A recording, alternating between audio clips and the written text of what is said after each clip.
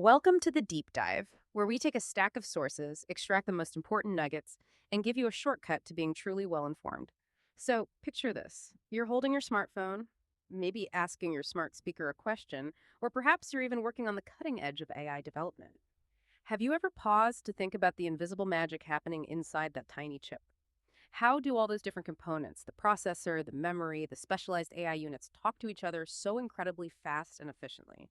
Because here's the challenge: modern electronics absolutely rely on seamless, super efficient communication between all these disparate parts, all packed onto a single system on chip, or SOCOA. Today, we're pulling back the curtain on that unseen backbone. We're taking a deep dive into something called the Advanced Extensible Interface, or AXI.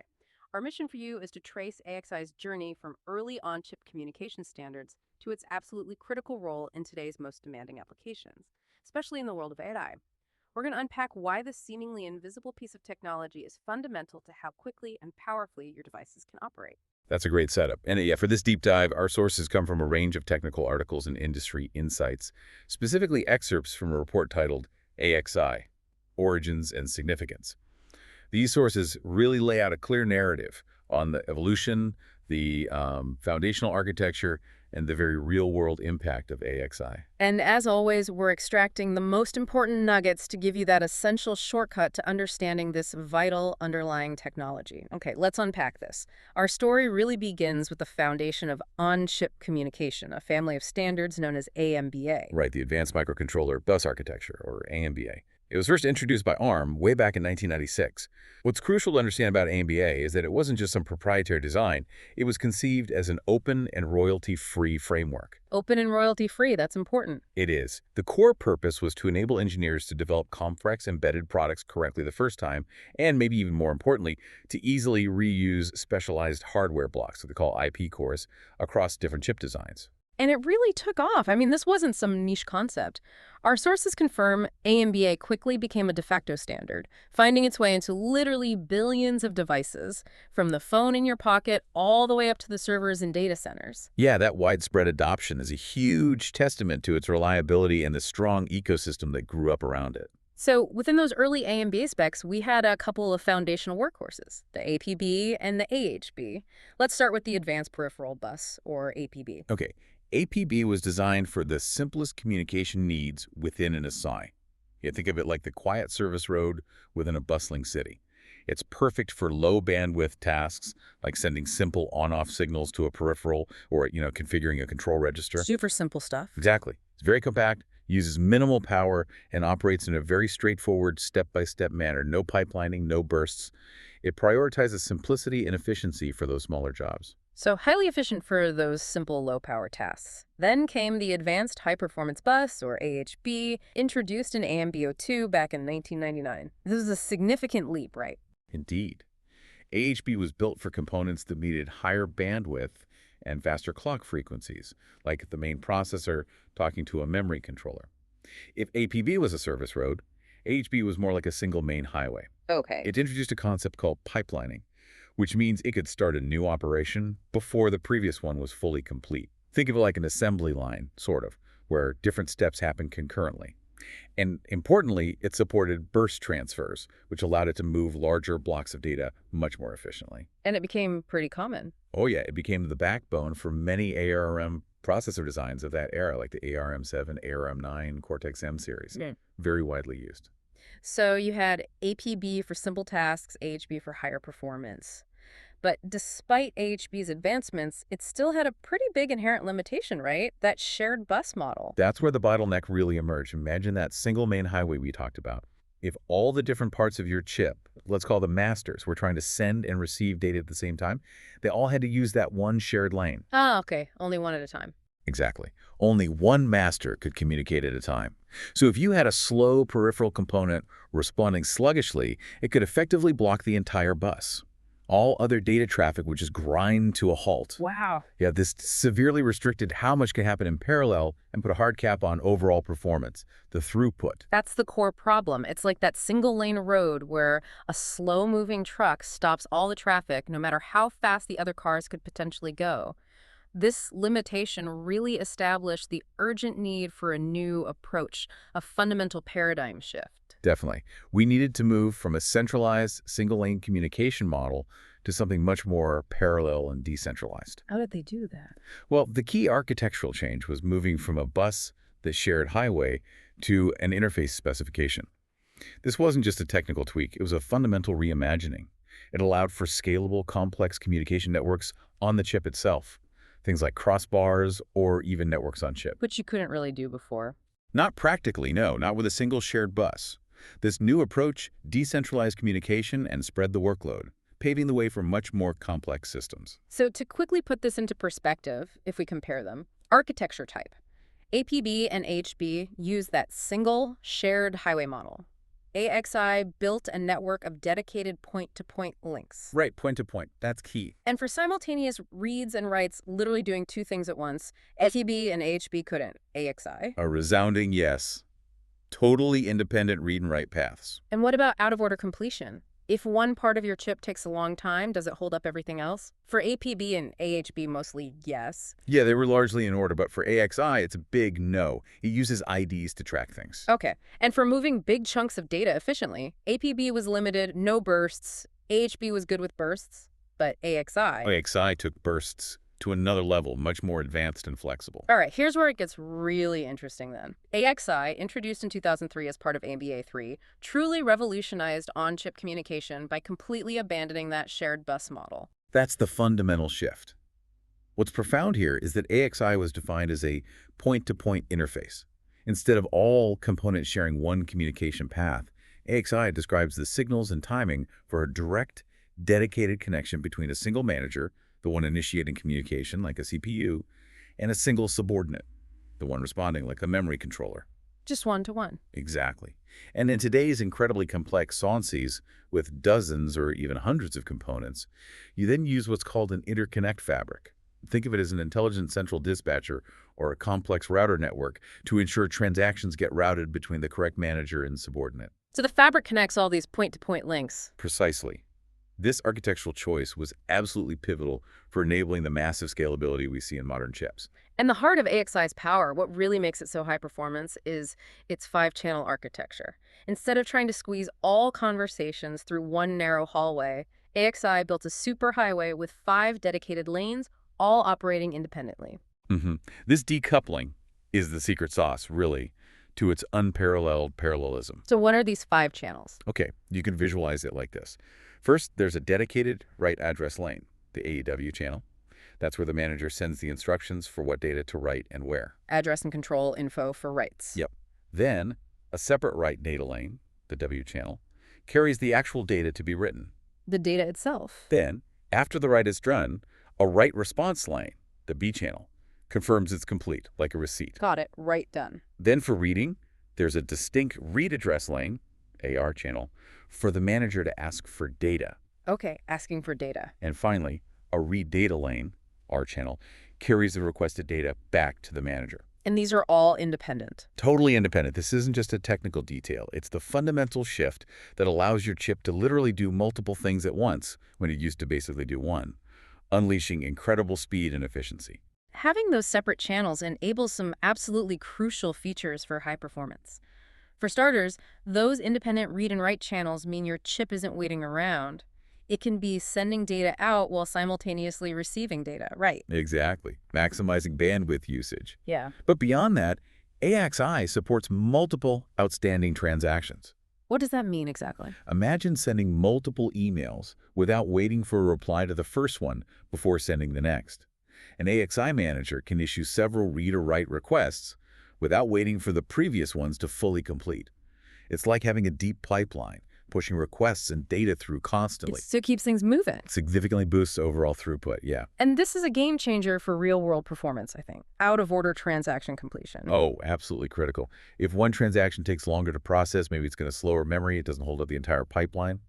AXI uses transaction identifiers, little tags on each request, Okay. allowing faster transactions to literally cut in line and complete ahead of slower ones that were issued earlier. So a slow request doesn't block everything behind it. Precisely. Think about a chip with a very fast component needing data from a slow memory block, while another fast component needs data from a different fast memory block. Without out-of-order support, The slow memory block would hold up everyone. Right. AXI prevents that. It allows the fast components to get their data and continue their work, even if an earlier request to a slow component is still processing. It's like a smart traffic controller, letting cars merge when possible, rather than having a single checkpoint. That makes a huge difference. It also features burst-based transactions. Tell us about that. Right. Imagine sending a large file. Would you rather send it one tiny packet at a time with an address for each packet, or as one big continuous stream with just one starting address? The stream, obviously. Less overhead. Exactly. AXI's advanced burst transfers are like that continuous stream. They let chips send huge chunks of data, maybe up to 256 data beats, with just one setup instruction, one starting address. This drastically cuts down on the address communication overhead and speeds things up, especially for things like memory access. Makes sense. And one more feature. Yeah, the decoupled address and data phases. There's no strict, rigid timing relationship between when you send an address request and when you send or receive the actual data. How does that help? It gives designers flexibility. It allows for much more efficient pipeline management and buffering, making it easier to meet timing requirements, especially in really complex, high-frequency chip designs. It eases the burden of synchronizing everything perfectly. So what does this all mean for you, the listener? This isn't just about raw speed, though it brings a lot of that. It's a fundamental shift from sequential, single-threaded communication to parallel, multi-threaded communication. It's actually quite similar in concept to the evolution of CPUs from single-core to multi-core architectures, wouldn't you say? That's a really good analogy. It transforms a single communication path into multiple parallel pipelines, making your devices far more responsive and powerful because more things can happen truly simultaneously. It truly is. AXI essentially creates a collection of parallel communication pipelines. And that out-of-order capability specifically prevents slowdowns from ripple effects, making sure that one slow component doesn't bottleneck the entire system. Which is a core reason AXI scales so well with the increasing complexity and the diversity of specialized hardware blocks we see in modern chips. Now let's talk about AXI in the real world. Our sources call it the invisible backbone of AI. AXI has become the de facto standard for on-chip communication because its features directly address the most pressing challenges in modern SoC design, Right. especially the immense demand for low latency and high bandwidth that we see in AI, networking, and high-performance computing. And the reason AI needs AXI is pretty straightforward when you think about it. AI workloads require immense constant data transfer. Think of it as moving huge amounts of weights and tensors around the chip without any congestion. Just massive data flows. Massive. AXI's architecture, with its independent read-write channels and multiple outstanding transactions, allows multiple components, like the specialized AI compute cores and maybe DMA engines, to access memory simultaneously. This is absolutely crucial for the highly parallel compute units found in today's AI accelerators. They need to be fed data constantly. We have some great concrete examples of this in the sources. Take NVIDIA's NVDLA, which is an open-source deep learning accelerator. It explicitly uses an AXI memory interface to efficiently move all those necessary weights and feature maps from system memory into its convolutional neural network operations. Yeah, and ARM's own neural processing units, the Ethos and NPUs, they rely heavily on AXI too. They utilize wider AXI interfaces to handle the high-speed command, data, and weight streams that are necessary for efficient AI inference, especially right at the edge on device processing. And it's not just them, right? No. Beyond these, AXI or AXI-style interconnects are widely believed to be used in other high-performance architectures. Think Apple's Neural Engine, systems from innovative AI chip companies like Tenstorrent and Grok. Even AMD Xilinx relies heavily on AXI interfaces for their adaptive SoCs and FPGAs. It's truly ubiquitous in high-performance silicon. So what's remarkable here is that AXI's deep adoption in AI isn't just a coincidence. It's a direct result of its architecture, aligning perfectly with the demands of these parallel data-intensive workloads. Exactly. Those independent channels and the ability to have multiple outstanding transactions enable simultaneous memory access for various components, directly feeding the needs of AI accelerators with their, hundreds or thousands of parallel compute units. And the out-of-order part helps too. Absolutely. The out-of-order capability ensures that even if one part of the system is briefly slow fetching some data, it doesn't create bottlenecks for the entire pipeline, keeping those compute units fed with data and maximizing their utilization, their performance. Okay.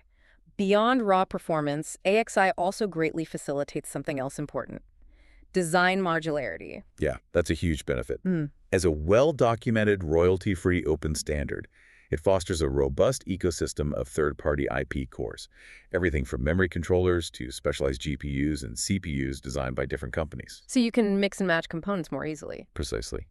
This standardization is a huge win for designers. It simplifies the integration of components from different vendors, significantly reducing the need for complex custom interfaces and bridging logic between them. Our sources call this low-friction integration. Oh, friction. I like that. Yeah, it means designers can bring products to market faster and at a lower cost. It's about building complex systems with pre-built, standardized blocks, much like using Legos, instead of having to fabricate every single piece from scratch. Now, one of the strengths of AXI is its flexibility, which has led to specialized variants. Designers can make fine-grained trade-offs between performance, power, and chip area depending on the specific task. Let's look at some key ones. First up, there's AXI Lite. Sounds simpler. It is. AXI Lite is a simplified, streamlined version of AXI. Think of it as the bicycle path rather than the superhighway. It's perfect for lightweight, low-bandwidth communication, Like what? like sending simple control signals, reading status registers, or configuring parameters in a peripheral, things that don't need high throughput. It's incredibly efficient when power consumption and minimizing chip area are the main concerns, and you just don't need the full horsepower of AXI. Right. Simple control and status. Then you have AXI Force Stream. What's that for? This variant is purpose-built for high-speed unidirectional streaming data. Imagine a continuous flow of water through a pipe. You don't need to address every drop. It's simpler and potentially much faster than regular AXI for this specific task because it completely bypasses the address and response channels. It focuses solely on continuous data transfer. Where would you use that? It's ideal for things like video processing pipelines, digital signal processing, or when large blocks of data need to be moved directly from one point to another using something like DMA, without the overhead of addressing each piece, just pure data flow. Makes sense. And finally, for multi-core systems with shared memory, there are the coherency extensions, or ACE. Right, ACE. It stands for AXI Coherency Extensions. Introduced as part of AMBA4, ACE adds specific mechanisms, essentially new signaling channels and rules, to AXI. These allow different processors or other masters that have their own caches to snoop on each other's memory access. Snoop, like eavesdropping. Kinda, yeah. It's vital for ensuring that if one processor updates a piece of shared data in its local cache, all other processors that might also have a copy of that data are immediately made aware of the change. It keeps everyone on the same page, maintaining data integrity or coherency across the chip. So it prevents data mix-ups in complex multi-core systems. Exactly. It's critical for making sure shared memory works correctly when multiple cores are accessing it. So this isn't a one-size-fits-all solution, but really a family of specialized tools for different jobs. Absolutely. That's a key takeaway. A designer can strategically use the full AXI for a high-performance memory controller, maybe AXI Lite for a simple low-power sensor interface, and AXI Force Stream for a high-speed video pipeline, all potentially connected via a common AXI-compliant interconnect fabric. So you mix and match. Yeah, this holistic approach, tailoring the communication protocol to the specific needs of each component while maintaining compatibility, is a major reason for AXI's dominance and longevity. Okay. Now, while AXI's rich feature set makes it incredibly powerful, it also brings significant complexity to the design and, crucially, the verification stages. This isn't simple stuff to implement. No, not at all. Ensuring AXI works flawlessly, especially in a complex SOA, with many interacting components, is a massive challenge. It's like putting a complex machine through every possible stress test imaginable before it's deployed. What makes it so complex? Well, the protocol's extensive specification, with all its options, different burst types, transaction identifiers for out-of-order tracking, barrier transactions, quality of service signals. It means that a naive or careless implementation can easily lead to subtle bugs, performance issues, or even deadlocks. So designers have a lot to think about. They really do. They have to carefully balance things like data path width, optimal burst length settings, how different traffic streams get prioritized, quality of service or QoS, to optimize the trade-offs between performance, latency, power consumption, and silicon area. Common pitfalls include things like insufficient buffering in the interconnect or inadequate synchronization between clock domains. Which means the quality control, the verification of AXI-based SOC designs is absolutely critical. You can't just hope it works. It truly is. Modern verification methodologies like UVM, Universal Verification Methodology, using languages like System Verilog, are essential. These provide systematic frameworks for creating rigorous automated tests. What kind of tests? Tests that can thoroughly stress the design against all aspects of the protocol specification, including those really complex scenarios involving many simultaneous out-of-order transactions, different burst types interacting, concurrent reads and writes, error conditions, everything. It's a huge effort. What's fascinating here, as our sources point out, is that the very complexity of AXI has actually created a self-reinforcing ecosystem. That's a really interesting point, and it's true. It has fostered an entire sub-industry of specialized tools, simulation tools, formal verification tools, synthesis tools that understand AXI, and also expertise. You have verification engineers who specialize in AXI, companies that provide pre-verified AXI-compliant hardware IP blocks. So the complexity drives the need for tools and experts. Exactly. And the more tools and expertise that exist, the easier and less risky it becomes for new designs to adopt AXI, even with its complexity. Yeah. The protocol's complexity, far from being just a hindrance, has actually helped cement its status as the industry standard because there's so much infrastructure built around designing and verifying it. Okay, so as we wrap up this deep dive, let's recap AXI's enduring success. It's clearly been the de facto standard for high-performance on-chip interconnects within the wider IMBA family for, what, nearly 3 decades now? Yeah, pretty much since AMBA 3 in 2003. AXI's key architectural innovations, its decoupled channels, the ability for multiple outstanding transactions, and that crucial out-of-order completion really represent a fundamental evolution from the shared bus models of its predecessors like AHB. And that evolution was necessary. Absolutely necessary. This enabled the design of the incredibly complex, data-intensive systems we rely on today, especially those driving the AI revolution.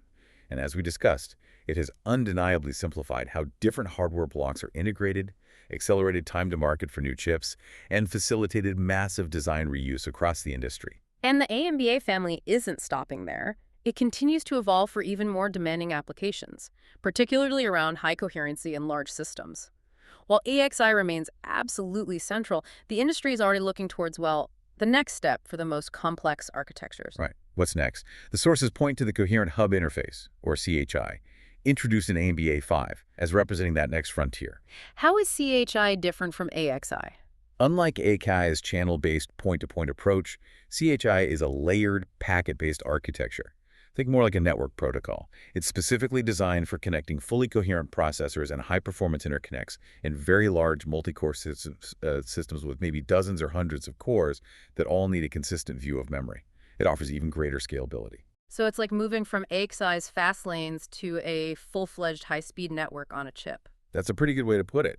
It's designed for that next level of system complexity and coherency demands. But crucially, CHI doesn't make AXI obsolete, right? It's not a replacement, but an addition. Precisely.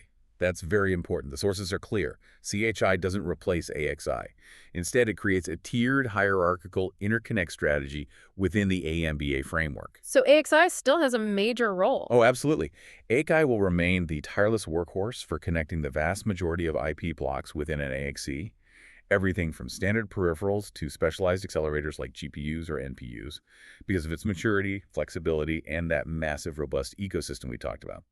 CHI is positioned as the new high-end interconnect, specifically for the most demanding fully coherent domains, such as connecting the main CPU clusters themselves or connecting different chiplets together coherently. So they coexist. They coexist and complement each other. This specialized approach, combined with new extensions for chiplet-to-chiplet communication also being developed under AMBA, demonstrates that the framework is continuously evolving. The future isn't one single protocol to rule them all, but a family of interconnected, specialized protocols, with AXI likely remaining firmly at the heart of that ecosystem for the foreseeable future. So what does this all mean for you, the listener? Consider how this ongoing evolution of communication protocols, from those simple early buses like APB and AHB to the sophisticated parallel architecture of AXI and now towards packetized networks like CHI, directly impacts the continued advancements in areas like AI, high-performance computing, and even the device in your pocket. What new breakthroughs will be enabled by these increasingly sophisticated yet often invisible backbones of technology? Think about how understanding these foundational elements, this hidden plumbing inside our chips, helps us predict and appreciate the next leaps in device capability, and really understand the sheer power of seemingly hidden innovation happening beneath the surface.